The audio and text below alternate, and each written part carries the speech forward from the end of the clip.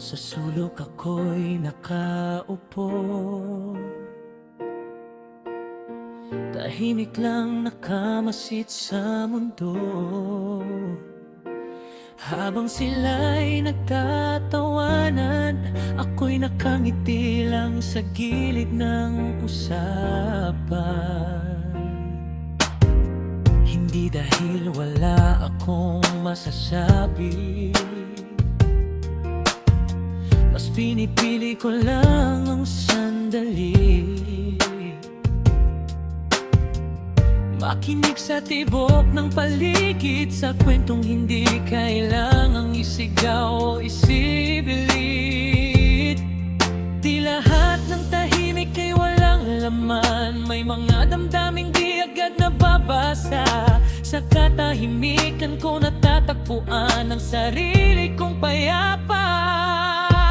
Introvert man kung tawagin nila, hindi ibig sabihin ako'y mahina. Sa loob ko'y may mundong buhay, malalim, makulay, tahimik na tunay. Hindi ko kailangang sumigaw para lang mapansin ng araw. Sa sariling espasyo ko, doon ako buo. Pagod sa ingay ng karamihan, mas gusto kong bituin sa kalawakan. Isang kaibigan sapat na sa akin, isang pusong tunay ang kapiling. Hindi ako suplado o malilap,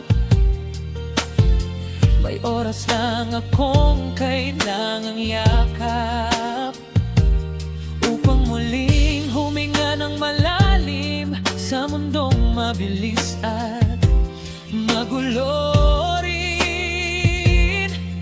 Di lahat ng tahimik ay nag-iisa, may sayaring lihim na nadarama.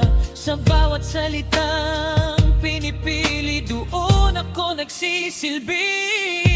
Introvert man kung tawagin nila, hindi ibig sabihin ako'y mahina. Sa loob ko'y may mundong buhay, malalim, makulay, tahimik na tunay. Hindi ko kailangang sumigaw para lang mapansin ng araw. Sa sariling espasyo ko, doon ako. At kung sakaling hindi mo maintindihan ang katahimikang aking sandigan, lumapit ka't makinig sandali, may kwento rin akong ibabahagi.